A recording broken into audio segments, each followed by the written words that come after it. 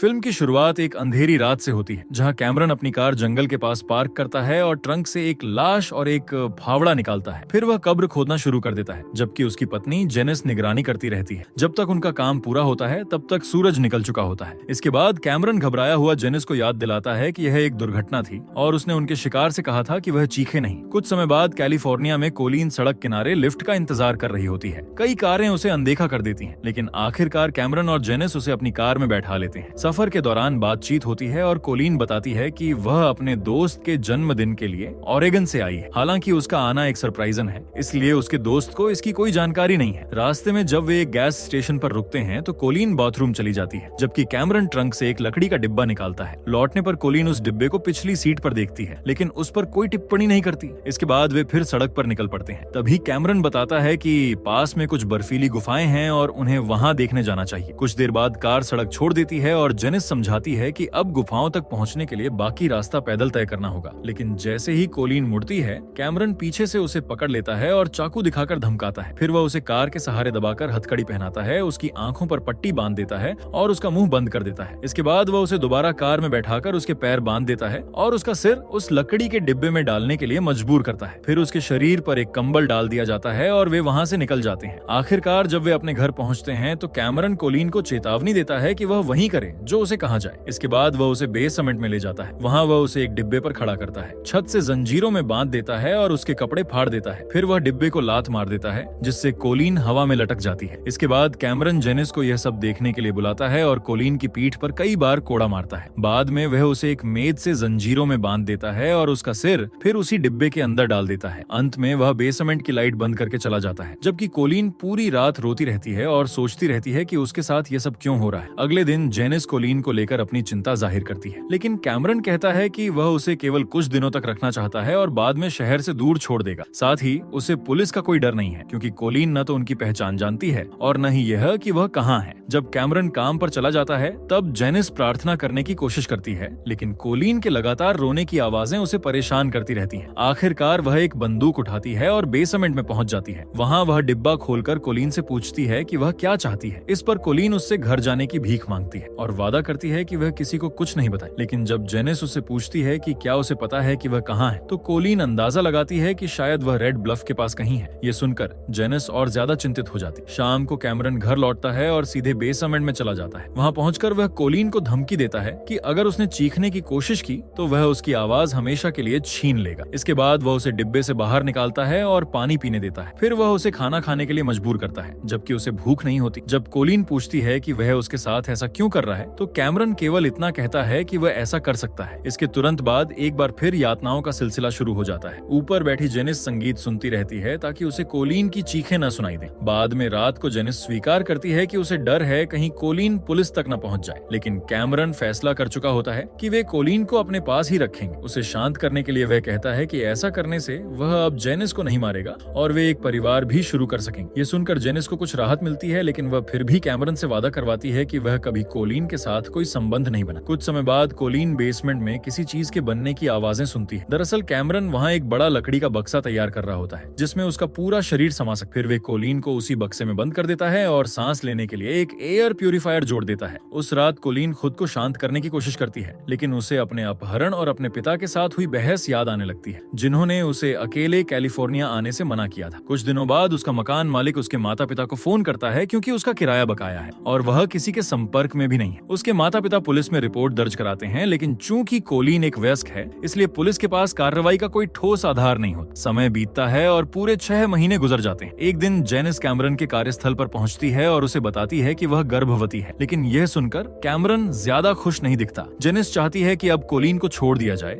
मगर कैमरन मना कर देता है क्योंकि उसे डर है कि वह पुलिस तक पहुंच सकती है। आखिरकार अपहरण के लगभग 8 महीने बाद मकान मालिक उस दंपति को घर लौटते हुए देखता है और नोटिस करता है कि जेनिस बैसाखियों के सहारे चल रही है। कैमरन कहता है कि जेनिस बिल्कुल ठीक है, उसे सिर्फ गठिया की समस्या है। तभी मकान मालिक उन्हें याद दिलाता है कि उसे बेसमेंट में लगे फर्नेस की सर्विस करनी है। इस पर कैमरन कहता है कि जब सही समय होगा वह खुद उसे बता देगा। घर के अंदर आते ही जेनिस अपने पैर के दर्द की शिकायत करती है और कहती है कि ऐसा लग रहा है जैसे किसी ने हथौड़े से पैर तोड़ दिया। तभी कैमरन के दिमाग में एक खतरनाक योजना आती है। वह अपनी गंदी मैगजीनों में से एक नकली गुलामों का कॉन्ट्रैक्ट निकालता है और उसे कोलीन के पास ले जाता है। वह झूठ बोलता है कि वह उसी कंपनी के लिए काम करता है जिसने यह कॉन्ट्रैक्ट बनाया है, इसलिए कंपनी को पहले से पता है कि कोलिन उसके बेसमेंट में कैद है। वह आगे कहता है कि यह कंपनी अपने गुलामों पर नजर रखती है, इसलिए अगर कोई भागने की कोशिश करता है तो उसे ढूंढकर वापस ले आती, यहाँ तक कि उसके परिवार को भी सजा देने से नहीं हिचकिचाती। इसके बाद कैमरन कोलिन और उसकी बहन की तस्वीर निकालता है और उसके माता पिता का पता बताकर उसे परोक्ष रूप से धमकाता है। फिर वह दावा करता है कि जेनिस का पैर इसलिए खराब है क्योंकि वह भी पहले किसी की गुलाम थी। उसका मालिक उसके साथ बहुत बुरा व्यवहार करता था। जब उसने भागने की कोशिश की तो कंपनी ने उसे पकड़ लिया और उसका पैर बुरी तरह तोड़ दिया। अगर कैमरन उसे खरीद कर अपनी पत्नी न बनाता तो कंपनी उसे मार डालती। ये सब पूरी तरह झूठ होता है, लेकिन डरी और टूटी हुई कोलिन इन कहानियों पर विश्वास कर लेती है। इसके बाद कैमरन कहता है कि अब उसे कोलिन को अपनी नई गुलाम के रूप में रजिस्टर कराना होगा, जिसकी फीस $1,500 है। अगर उसने पैसे नहीं दिए तो कंपनी कोलिन को ले जाएगी और उसके साथ बहुत बुरा करेगी। ये सुनकर सहमी हुई कोलिन कॉन्ट्रैक्ट पर हस्ताक्षर कर देती है और बुरी तरह टूट जाती है। इसके बाद कैमरन उसे ऊपर ले जाता है, एक गाउन पहनाता है और उसके गले में एक कॉलर डाल देता है जिसे वह कंपनी की पहचान बताता है। फिर वह उसके लिए नए नियम तय करता है। अब उसका नाम केवल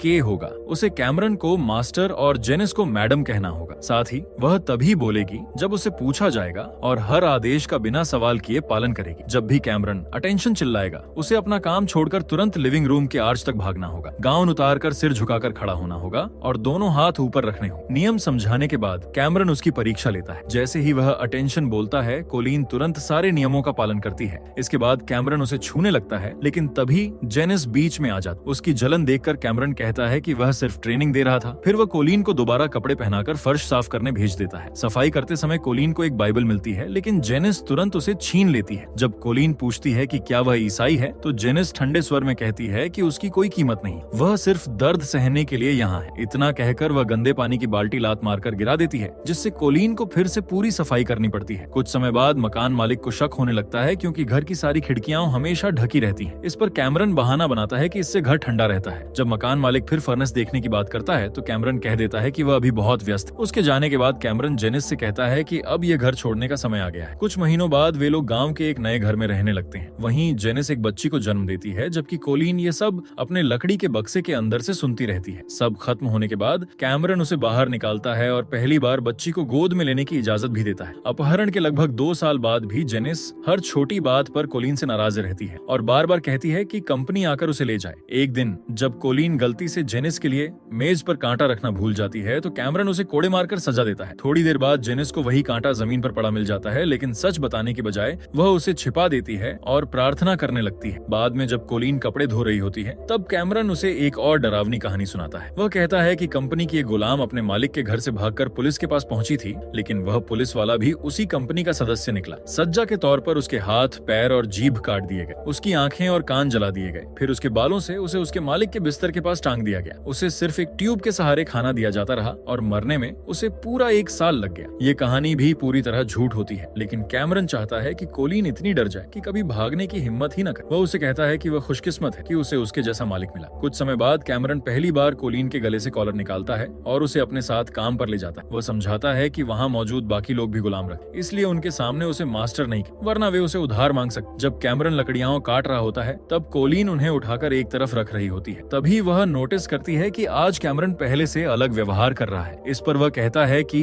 उसे यह जगह पसंद है क्योंकि यहाँ उसे सोचने के लिए शांति मिलती है। मौका देखकर कोलिन उससे घर जाने की गुहार लगाती है। कैमरन उसे जाने की अनुमति तो नहीं देता, लेकिन कहता है कि वह अपने माता पिता को एक चिट्ठी लिख सकती है। तभी अचानक उसका पैर मुड़ जाता है और वह दर्द से जमीन पर गिर पड़ता है। एक पल के लिए कोलिन के पास भागने का मौका होता है, लेकिन डर के कारण उसके कदम जम जाते हैं। तभी कैमरन उसे आवाज देता है और वह भागने की बजाय एक तौलिए से उसका पैर बांध देती है। घर लौटने के बाद कोलिन उसके घाव को साफ करने लगती है, लेकिन यह देखकर जेनिस जल जाती है और तुरंत उसकी जगह खुद इलाज करने लगती है। उस रात जेनिस कैमरन से पूछती है कि क्या वह अब भी उससे प्यार करता है, क्योंकि उसे लगता है कि अब वह अपनी पत्नी से ज्यादा कोलिन की परवाह करता है। जेनिस समझ जाती है कि कैमरन कोलिन की तरफ आकर्षित है। तब कैमरन कहता है कि कोलिन उसकी भी गुलाम है और वे दोनों उसे साझा कर सकते हैं। जैसे ही जेनिस हाँ कहती है, कैमरन कोलिन को बक्से से बाहर निकालता है और उसके साथ जबरदस्ती करता है। कुछ झिझक के बाद जेनिस भी शामिल हो जाती है, लेकिन उसे महसूस होता है कि कैमरन का पूरा ध्यान सिर्फ कोलिन पर है। ये देखकर वो बाथरूम में जाकर उल्टी करने लगती है। जब कैमरन उसे मनाने आता है तो जेनिस गुस्से में कहती है कि उसने अपना वादा तोड़ दिया। दोनों में बहस होती है जो तब खत्म होती है जब जेनिस उससे वादा लेती है कि वह दोबारा कभी कोलिन को हाथ नहीं लगाएगा। अपहरण के लगभग 4 साल बाद जेनिस कोलिन को खाना खिला खिलाने और बाथरूम ले जाने के लिए बक्से से बाहर निकालती है। तभी उनकी बेटी एम्बर चुपके से अपने कमरे से बाहर आ जाती है। उसे देखकर कोलिन हैरान रह जाती है, क्योंकि आखिरी बार उसने उसे तब देखा था जब वह सिर्फ एक बच्ची थी। कैमरन तुरंत एम्बर को वहाँ से ले जाता है और जेनिस दरवाजा बंद कर देती है। उसी पल कोलिन को एहसास होता है कि वह कितने सालों से कैद में जी रही है। कुछ समय बाद पूरा परिवार वीकेंड मनाने झील पर चला जाता है, लेकिन कोलिन को बक्से में बंद छोड़ दिया जाता है। पागल होने से बचने के लिए वह लगातार खुद को संभालने की कोशिश करती है और उसे अजीब भ्रम दिखाई देने लगते हैं। पहले उसे लगता है कि वह एक पादरी से बात कर रही है जो कहता है कि दर्द और दुख जीवन का हिस्सा है। फिर उसे अपनी बहन दिखाई देती है, लेकिन अगले ही पल उसकी जगह जेनिस आ जाती जो कहती है कि वह सिर्फ दर्द सहने के लिए यहाँ है। इसके बाद उसे भ्रम होता है कि बक्सा पानी से भर रहा है। वह खुद को समुद्र में तैरता हुआ और एक फरिश्ते को देखती है जो उसकी रक्षा का वादा करता है। यही कल्पना उसे इतनी हिम्मत देती है कि वह बक्से को लात मार मार कर तोड़ देती है। जब परिवार लौटता है तो कैमरन टूटा हुआ बक्सा देखकर पूरे घर की तलाशी लेता है और आखिरकार कोलिन को बाथरूम में बाइबल के साथ पकड़ लेता है। कोलिन कहती है कि उसे प्यास लगी थी इसलिए वह बाहर आई थी। इसके बाद कैमरन बक्सा ठीक करके उसे फिर अंदर बंद कर देता है। बाद में वह बाइबल का वह हिस्सा जेनिस को दिखाता है जिसमें गुलामों को अपने मालिक की आज्ञा मानने के लिए कहा गया है। चूंकि जेनिस काफी समय से उसकी बात नहीं मान रही थी, इसलिए वह फिर से कोलिन का इस्तेमाल करना चाहता है। जब जेनिस पूछती है कि क्या वह फिर वही करेगा, तो कैमरन कहता है कि हाँ, और दावा करता है कि बाइबल पुरुषों को एक से ज्यादा पत्नियां रखने की अनुमति देती है। आखिरकार जेनिस मजबूरी में मान जाती है। अगली सुबह कैमरन कोलिन को बक्से से बाहर निकालता है और उसे एम्बर से बात करने देता है। उसके काम पर जाने के बाद जेनिस कोलिन के साथ बैठकर बाइबल पढ़ती है। उसमें दो महिलाओं की कहानी होती है जिन्हें एक ही आदमी को साझा करना पड़ा था। जेनिस कहती है कि शायद वे भी इससे कुछ सीख सकते हैं और अब उसे मैडम कहने की जरूरत नहीं। अपहरण के लगभग 6 साल बाद कोलिन एम्बर को सुलाकर कैमरन के पास जाती है। बाद में कैमरन कहता है कि एक दिन वह उसकी गुलाम पत्नी बन सकती है और उसके बच्चों की माँ भी। कोलिन जवाब देती है कि वह ऐसे आदमी के साथ बच्चा नहीं चाहती जो उस पर भरोसा नहीं करता। जब कैमरन कहता है कि उसे भरोसा है तो कोलिन अपने परिवार से मिलने की इजाजत मांगती है, लेकिन वह कंपनी का बहाना बनाकर मना कर देता है। फिर कोलिन उससे पूछती है कि उसे लोगों को बांधने और प्रताड़ित करने का शौक कब से है। कैमरन बताता है कि बचपन से ही वह बंधी हुई औरतों की तस्वीरें बनाता था। जेनिस पहली महिला थी जिसने उसे यह सब करने दिया, लेकिन वह कभी इसे सहन नहीं कर पाई। तब कोलिन पूछती है कि अगर कोई एम्बर के साथ ऐसा करे तो वह क्या करेगा। कैमरन कहता है कि वह उसे मार डालेगा। इस पर कोलिन शांत होकर कहती है कि उसके पिता भी उसके लिए यही महसूस करते होंगे। यह सुनकर कैमरन चिढ़ जाता है और उसे वापस बक्से में बंद कर देता है। दूसरी ओर जेनिस कभी कभी कोलिन को चर्च ले जाती है, उससे अपने बाल बनवाती है और बगीचे की देखभाल भी करवाती है। दोनों के बीच रिश्ता थोड़ा सामान्य होने लगता है, लेकिन जब जेनिस पूछती है कि उसकी गैर मौजूदगी में क्या कैमरन उसके साथ समय बिताता है, तो कोलिन सिर्फ इतना कहती है कि उसे अपने मालिक की हर बात माननी पड़ती है। ये सुनकर जेनिस फिर जलने लगती है। एक दिन कैमरन कोलिन को खाना बनाने का आदेश देता है, लेकिन जेनिस उसे इंतजार करने को कहती है क्योंकि वह एम्बर के साथ खेल रही होती है। गुस्से में कैमरन उसे कमरे में ले जाकर सजा देता है। जब एम्बर पूछती है कि उसकी माँ क्यों रो रही है, तो कोलिन उसका ध्यान भटकाने के लिए उसके साथ छुपन छुपाई खेलने लगती है। बाद में वह जेनिस को भी सांत्वना देती है। लगभग 6 महीने बाद कैमरन कहता है कि कंपनी ने उसे उसके माता पिता से मिलने की अनुमति दे दी है, लेकिन पहले उसे आज्ञाकारिता की परीक्षा देनी होगी। वह बंदूक उसके मुंह में रखकर ट्रिगर दबाने को कहता है। रोते हुए कोलिन ट्रिगर दबाती है और राहत की सांस लेती है क्योंकि बंदूक खाली होती। आखिरकार वे उसके बचपन के घर पहुंचते हैं। अंदर जाने से पहले कैमरन आखिरी बार धमकाता है कि अगर उसने कोई चाल चली तो उसके परिवार को नुकसान हो। घर के अंदर जाते ही परिवार वाले उसे देखकर बेहद खुश हो जाते। कोलिन कैमरन का परिचय माइक के नाम से कराती है, लेकिन वह वहाँ नहीं रुकता। दोपहर के खाने के दौरान परिवार पुरानी बातें करता है और कोलिन यह देखकर भीतर तक टूट जाती है कि इन 6 सालों में वह अपने परिवार की जिंदगी के कितने अनमोल पल खो चुकी है। जब कोलिन बाथरूम जाती है तो उसकी बहन अपने माता पिता से कहती है कि कुछ तो गड़बड़ है, लेकिन उसके पिता उसे शांत रहने के लिए कहते हैं। उनका मानना होता है कि अगर कोलिन किसी खतरनाक समूह के प्रभाव में है तो जल्दबाजी उसे हमेशा के लिए उनसे दूर कर सकती है। शाम को कोलिन वादा करती है कि वह पूरा वीकेंड यहीं रुकेगी। रात में माता पिता के सोने के बाद उसकी बहन फिर उससे सच जानना चाहती है, लेकिन कोलिन कुछ नहीं बताती। अगली सुबह वह दोबारा बात करने की कोशिश करती है। तभी कैमरन पहुंच जाता है। उसे अगले दिन आना था, लेकिन वह कहता है कि उसकी कॉन्फ्रेंस जल्दी खत्म हो गई, इसलिए अब उन्हें वापस चलना चाहिए। साथ ही वह परिवार को बताता है कि जल्द ही उसकी और कोलिन की शादी होने वाली है। उसकी माँ उनकी तस्वीरें लेती है, जबकि पिता फोन नंबर मांगते हैं, लेकिन कैमरन नए घर में शिफ्ट होने का बहाना बनाकर टाल देता है। घर लौटते ही कैमरन कोलिन के साथ जबरदस्ती करता है और कहता है कि अब उन्हें शादी कर लेनी चाहिए। जब कोलिन जेनिस का नाम लेती है तो वह कहता है कि उसे एक दिन सब स्वीकार करना ही होगा। ये बात बाहर खड़ी जेनिस सुन लेती है और जानबूझकर शोर करते हुए अंदर आ जाती है। अगली सुबह जेनिस अपना सामान पैक करती है और कहती है कि वह एम्बर को लेकर जा रही है क्योंकि अब उसके विवाह में बहुत ज्यादा लोग शामिल हो चुके हैं। कैमरन उसे रोकने की कोशिश करता है, लेकिन जेनिस पुलिस की धमकी देकर बेटी के साथ चली जाती है। उसके जाने के बाद कैमरन गुस्से में कोलीन को घसीटकर शेड के नीचे बने गुप्त तहखाने में बंद कर देता है और बाहर निकलने वाली सीढ़ी हटा देता है। बारिश का पानी अंदर रिसता रहता है और ठंड से कोलीन कांपने लगती है। तभी अचानक जेनिस लौटती है और उसे बाहर निकाल देती है, लेकिन सालों की मानसिक कैद के कारण कोलीन जाने से मना कर देती। तब जेनिस पूरी सच्चाई बताती है। वह कहती है कि कैमरन पहले उसे भी जंगल में ले जाकर प्रताड़ित करता था। कोलीन से 1 साल पहले उन्होंने एक और लिफ्ट मांगने वाली लड़की का अपहरण किया था, लेकिन उसके लगातार चीखने पर कैमरन ने उसकी हत्या कर दी। तभी से जेनिस इस पाप के बोझ के साथ जी रही थी। जब तक कैमरन वापस लौटता है, दोनों वहाँ से जा चुकी होती हैं। बस स्टेशन पहुंचकर जेनिस बताती है कि ऐसी कोई कंपनी कभी थी ही नहीं। ये सुनते ही कोलीन का सालों पुराना डर टूट जाता है और वह आखिरकार बस में बैठकर अपने घर लौटने का फैसला करती है। ये कहानी एक सच्ची घटना पर आधारित है। कैमरन को 104 साल की जेल हुई, जबकि जेनिस को उसके खिलाफ गवाही देने के बदले कानूनी छूट मिल गई। उसने दूसरी लड़की की हत्या में अपनी भूमिका भी स्वीकार की, लेकिन उसकी लाश कभी नहीं मिली। कोलीन 7 साल से ज्यादा समय तक कैद में रही और बाद में उसने बताया कि उसकी आस्था ने ही उसे जिंदा रहने की ताकत दी। और इसी खौफनाक मंजर के साथ ये कहानी यहीं खत्म होती है।